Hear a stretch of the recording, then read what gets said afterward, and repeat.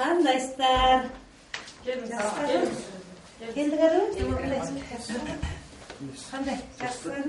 Кандай сиз жакшы барып келдиңизби? Бул имаратта Дилбар Мамажусупова жетектеген Ирет коомдук уюму иш жүргүзөт.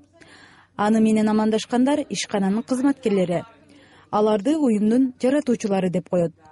Каарманыбыз Иретти коомдук фонд катары 2000-жылы өз күчү менен ишке салган. 3 жылдан кийин кайра коомдук уюм болуп катталышкан. Булардын негизги киреши тармагы долбоор. Коомдогу чыр чатактардын алдын алууда элдин салымынын күчөтүү. Ошол тармакта иштейбиз. Анан бул тармакта негизинен эки өзүбүздүн чоң целевая группабыз бар. Биринчиси ушу жаштар долбоорубуз бар. Жаштар долбоору боюнча биз мына Ош шаарында 12 аймактык жаштар кеңештерин түзгөнбүз Ош шаарынын мэриясы менен биргеликте. Азыр ондо собрание кылып туруп бир сыра сүйлөшүп алайлы. Басыңдар анда башкаларды дагы чакыртып өтөйлү. Мындан сырткарыда Ошко жакын район аймактарда 30га жакын тренер ыктыярчылары бар. Алар ошол өздөрүнүн жааматындагы адамдар менен долбоор жазууну, тренингтердин багытын аныктоону окутушат. Азырда өткөн кеткен жана жакынкы күндөргө иш пландарды тактоого чогулушту. Сен мындай кылып койдуң, андай эмес эле. Ушул сыяктуу сындар, ыраазычылыктар жумасына бир ушул каанада айтылат. Бир долбоор Кудай көрүсө, ынтымак жарчысы долбоордо майга кылган жасаган планыңыз өтө ийгиликтүү десек болот. Кайсыл жерге барбайын, айрыкча мына жаштардын арасына барсак, ар бир жерде бирден экиден биз окуткан балдар чыгып калат да. Чыгып туруп эжеке биз мына жерде сиздин тренингиңизге катышып ушул теманы алдык эле, же болбосо Иретте мынауга барып үйрөндүк эле, ушуну бүгүнкү күндө монтип биз иш жүзүндө алып баратабыз деген биз үчүн өтө бир чоң сыймык, ошол жыйынтык деп эсептейбиз. Жумагүл Болпонова бул уюмдун эң уулусу, жашы 60-та.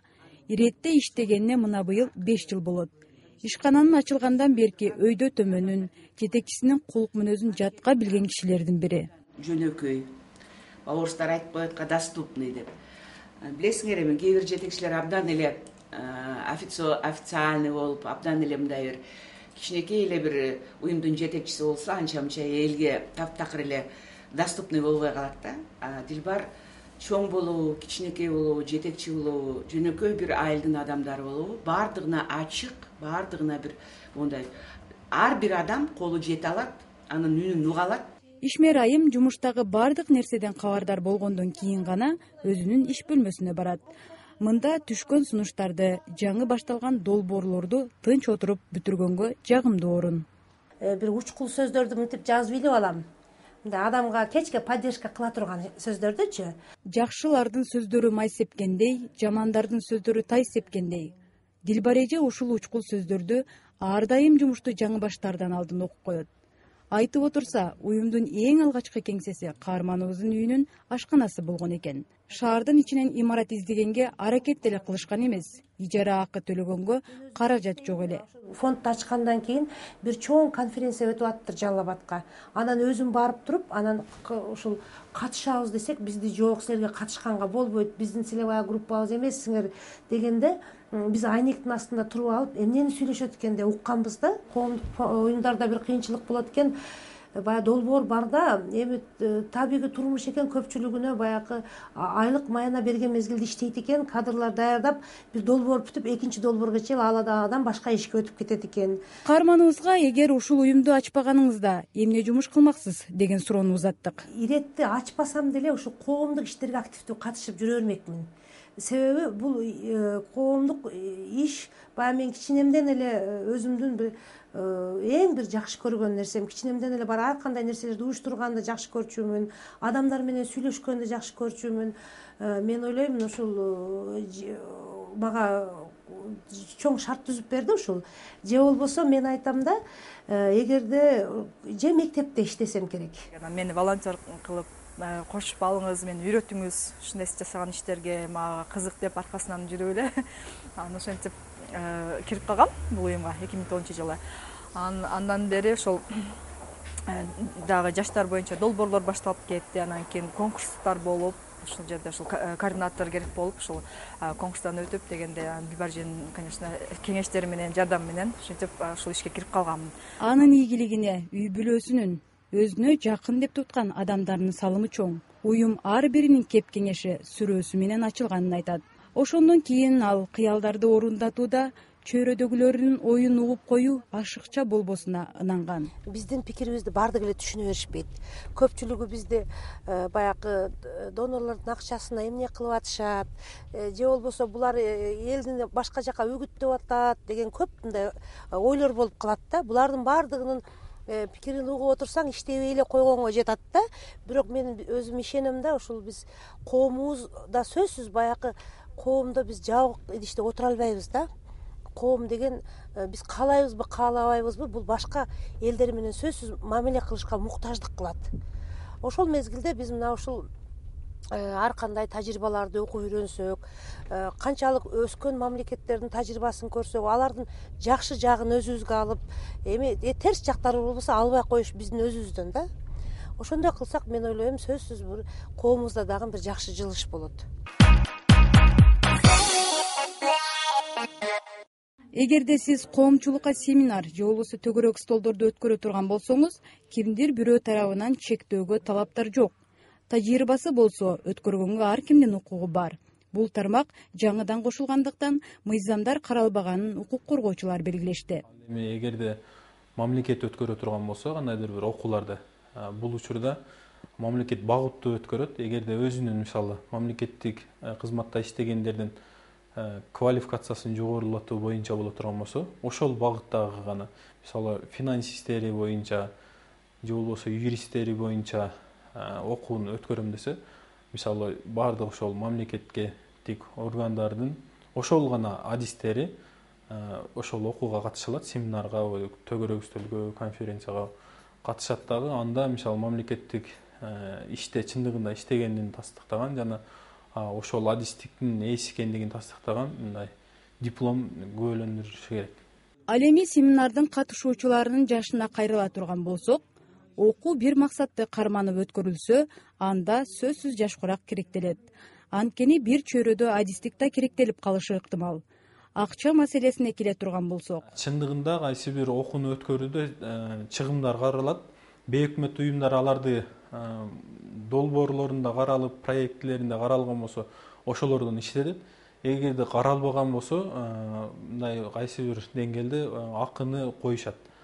Бул негизинен тура эле, мисалы, ал ошол бейөкмөт уюмдардын уставдык максаты бар жана ошол максатына жетүү үчүн бир ар кандай мүмкүн коммерциялык багыттагы да иштерди, аракеттерди жүргүзсө болот да. окуу семинарларды катышуучуга кызыктуу, ары жеткиликтүү берүүдө тренердин милдети чоң. Мында жоопкерчилик анан аракет болуш керек. Анткени ар кайсы жаш курактагы катышуучулар чакырылат. Андан тышкары эми адам деген маалымат менен иштөө билиш керек. Себеби ал семинарга, ар бир семинарга мүмкүн окшош болсо дагы семинарлар өзүнүн даярдоосу бар. Даярданыш керек. Себеби катышуучулар түрдүү болот, алар бирдей болбойт. Ошолорду катышуучуларга дагы ылайык даярданасың да. Себеби көбүнчө семинарларды биз улуу кишилерге өтөбүз.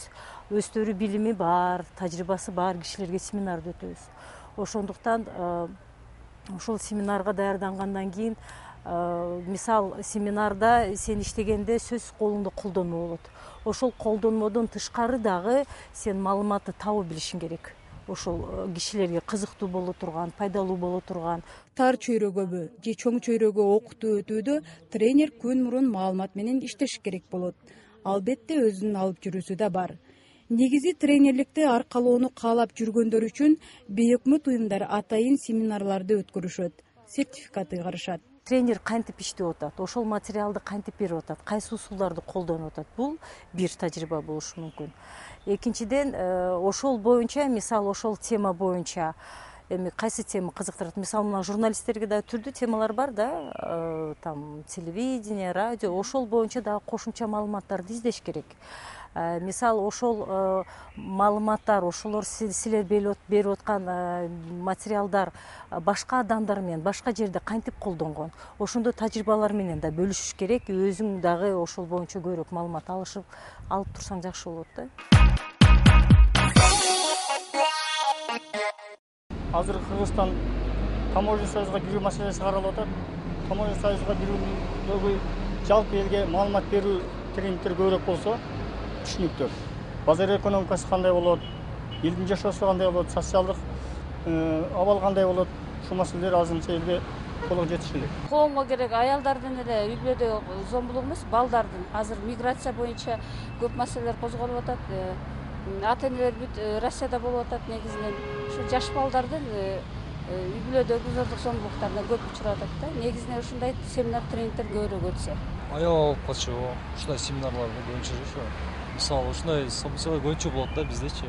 Мисалы чоң адамдардан сурасам, мисалы ата энелерден, аларга уже нормально да, буларчы ошо келип бактылуу болуп жашап жүрөбүз дейт. Бирок бир жагынан карасаң ушундай деп ойлойт, бирок туура эмес да андайчы. Менимче негизинен тарбиялык багытта деп ойлойм. Анткени азыркы жаштардын жашоого болгон көз карашы бир аз начарлап кетти деп ойлойм мен. Мен вообще түшүнбөйм мынакай нерселерди. Эми катышым келсе азыр мына заманга жараша биздин жашоо турмушубуздун кандай кылганда жакшыраак. Ошол моментте мисалы үчүн өзүбүздүн үрп адаттардын кара салттарын көбүрөөк көрсөтүп, туурабы? Ошол сыяктуу тренингтерге канча катышып жүрөм. Мамлекетте кылмыштуулуктун алдын алуу боюнча тренингтерге катышабыз. Основной ошол жактан болсо катышканга даярмын. Себеби коомдо кылмыштуулуктун алдын албасак, заман өзү башка жакка кетип атат. Эгерде сиз жумушка кирерден алдын эмнеден баштоону билбей турсаңыз, анда Дилбар Мамажусуповадан тажрыйбалуу кеңеш сунуш кылабыз. Балким сизге качандыр бир пайдасы тиер. Ал үчүн өзүңүзгө болгон ишенимди жогорулатуу, изденүү, тоскоолдуктарга туруштук берип, аларды чечүү, жасаган ишиңе дилиң менен берилүү, өзүңө шарт түзө билүү, мамилеге так болуу, жакындарыңдын ресурстарын туура пайдалануу сыяктуу сапаттар керектелет. Чү дегенде эле ар ким өзүнө ишене билиш керек. Антпесе максат кылган ойлорду жоготуп алуу коркунучу бар. Өзүнө болгон ишенимди жоготкон болсо, анда баары туңгуюк. Ошондуктан кадамды ишеним, үмүттөн баштаңыз. Анан экинчиси дайыма издениш керек экен. Эгерде сен изденбей эле өзүң ушундай экен деп бир маалыматты же эки маалыматты топтоп алып эле мен ийгилик болбой атат десең болбойт экен да. Сөзсүз изденип, ар кандай жерден кайсыл жерде эмне экенин карап, мындай өзүңдүн аң сезимиңди өстүрүшкө аракет кылышың керек экен. Бүгүнкү күндө ал үчүн өтө шарттар көп. Интернеттен барсаң болот, кандайдыр бир тренингтерге катышсаң болот, жакшы адамдар менен сүйлөшсөң болот. Ар бир тоскоолдуктун артында сөзсүз чечилүү жолу кошо жүрөт. Анда чыдамкай болуп туруштук бериңиз. Бир ишти аткарганда сөзсүз жан дилиңди бериш керек экен да. Бул менин 4-чү принцибим болот. Жан дилиңди бербесең иш болбойт экен. Сен ушул ишти сүйүп, ошол иш менен дайыма терең мындай ушул ишке берилип жасашың керек экен да. Мен ушуга дагы бир чоң көңүл буруп койдум. Албетте ишке билек түрө жан дилиңизди коюп кириштиңиз дейле. Бирок өзүңүзгө шарт түзүүнү да алар менен кошо ала кетүү керек. Анткени жагымсыз атмосфера, плансыз максаттар буга чейинкилерге тоскоол болот. Каарманыбыз өзгөчө бул нерсеге көңүл бурат. Шаарга келгенде бир эме болду. Ар ким менен мамиле кылганыңда так болушуң керек экен да. Эгерде сен бирөөдү алдап койсоң, же болбосо убагында ошонун айткан нерсесин жасабай койсоң, же болбосо кечигип бир встречага барсаң, сага эч ким ишенбейт экен. Ошон үчүн дайыма мамилеге так болсоң, бул дагы бир өзүнчө бир ийгиликтин өзүнө шартына жардам берет экен да, ийгиликкечи.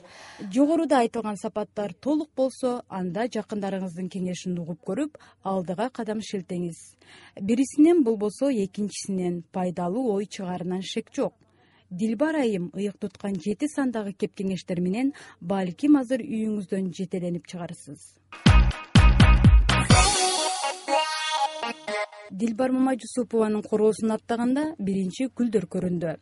Кызыл тазыл, эми бой керип калгандары, кыскасы түрүн таба аласың. Жан дүйнөн назиктикке жакын болгон үчүнбү гүлдөр кызыгуум дейт ал. Анан биринчи эрте жаз болгондо мына жерде нарцисстер чыгат. Анан тюльпандар чыгат. Андан кийин мындай түрлүү ар бир гүлдөн бирден экиден эгип койгом да. Азыр мына пион гүлдөп бүтүп калды. Эми мына лилия гүлдөйт. Мына жерде астрада мына сары гүлдөр бар. Анан мен жакшы көргөн гүлдөрдүн бири мынау. Азыр жамгырга эме болуп калыптыр. Мына турецкая гвоздика дейбизби? Анан же болбосо мындай необычный гүлдөр. Мындай мына цветтеги ромашкалар. Андан сырткары кожойке баласы экөө эрте жазда бышчу жашылчаларды өстүрүү үчүн парник жасашкан. Муну колдонгонуна 3 жылдай болду. Азыр 1-2 түрлүү өсүмдүк бар. Келечекте ичин кеңейтип, башкаларында киргизүүнү ойлонуп жатат. Кичине болсо дагы биздин үй бүлөгө жетет. Ушул парникче. Ана мына бадыраңдар пышып турат. Нике. Жайында деле жакшы болот экен булчу. Баягы башка оорулар жукпайт экен да, дарылап отурбайт экенсиң. Жамгырдын суусу тийбесе, булар жакшы түшүм алат экен. Каарманыбыздын кызыгуусу багбанчылык менен эле чектелген эмес. Ал чеберчиликти да билет. Терме таар килемдерди мурда согуп жүргөн болсо, азыр эми заман талабына жараша шторлорду тигип коет. Бирок өзүнө керек учурда гана. Мен мынаны досум экөөбүз тиктик. Мен себеби профессионал болбогондуктан баягы катканда, жабыштырганда кыйналат экен. Бирок мына чызгандарды эметкенди мен өзүм чоң баламдын жардамы менен чогуу жасадык. Ал эми бул бөлмөдө Дилбар эже сырттагы гүлдөрүн үстүртөн карап, балдары менен убактысын көбүрөөк өткөрөт. Балдарына ар тараптуу шарт түзгөнү менен чогуу отуруп сабак кароого жекшемби күндөрү гана убактысы ажырайт. Анда кайталап окушуң керек. Сен орусчаны жакшы билбейсиң да. Ошон үчүн кайталап окушуң керек. Сен экзамениң кандай болду? Жакшы тапшырдым. Канча суроо болду экзаменде? 5 суроо болду, ошо бажонду жазып чыктым. 4 балам бар. Экөөсү уул, экөөсү кыз. Анан 2 балам бизден азыр башка жашашат. 2 балам чогуу турабыз. Анан мен негизги принцибим балдарыма айтам, мен үй бүлөбүз баягы жолдошум дагы демократичныйбыз. Эч качан мына окууга тапшыр, мынаны оку деп кыстабайбыз. Балдарым өзү каалаган окууга окушат, өзү каалаган кружокторго барганга биз шарт түзгөнгө жардам беребиз. Анан мен дайыма айтам, өзүңөргө гана керектүүнү жасагыла. Өзүңөргө кызыккан ишти жасагыла. Ошонун аркасынан түшкүлө деп принцип айтам. Башкалардан өпүрөм. Өпөсүз гана мага да карайлар.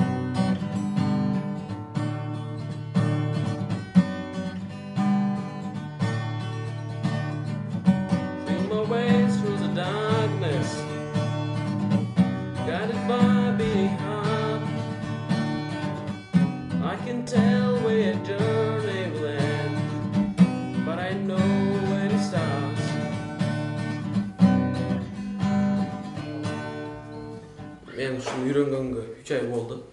Ошо азыр толук билбейм, бирок эми дагы келечегимди жакшы ойногон, үйрөнүп алгам. Профессиясы эжек болгондуктан бизди окутушту жакшы кылат да, жакшы окутат ошо. Кечинде иштен келип, биз сабактарыбызды карап, текшерип күндөлүгүбүздү ошолорду карап. Биз апам бош күндөрү апам бизге өзүнүн жашоосун айтып берет, анча кызык историяларды айтып берип. Апаңдын кандай тамактарын жакшы көрүп, тамшанып жейсиң? Мантыны апам жакшы кылат, мантыны абдан сонун кылат, бирок көп деле кылбайт го. Башка кожойкелер сыяктуу Дилбар Мамажусупова да үйдөгү көп убактысын ашканага арнайт. Мен үйдө көбүнчө келгенде баягыдай натуралдык нерселерди жасаганды жакшы көрөм да, өзүм колум менен. Же болбосо баягы үйдө бышырылган булочкалар, печеньяларды жакшы кыламын. Апам менен мектептен келип үйгө анан экөөбүз тамак кылабыз. Огондой пияз керек болсо мен пияз алып келип берем, картошка керек болсо картошка алып келип берем. Мына бүгүн биз ийгиликке жетишкен айымдардын дагы бирөөсү Дилбар Мамажусупова менен сиздерди тааныштыра алдык. Ийгиликке жетүү оңой эмес. Болгону өзүңүз аракет кылсаңыз, ийгилик өзүн күттүрбөйт. Ал эми кийинки берүүбүздө ийгиликтүү айымдардын катарын толуктап жүргөн Канифа Жунусова менен тааныша аласыздар.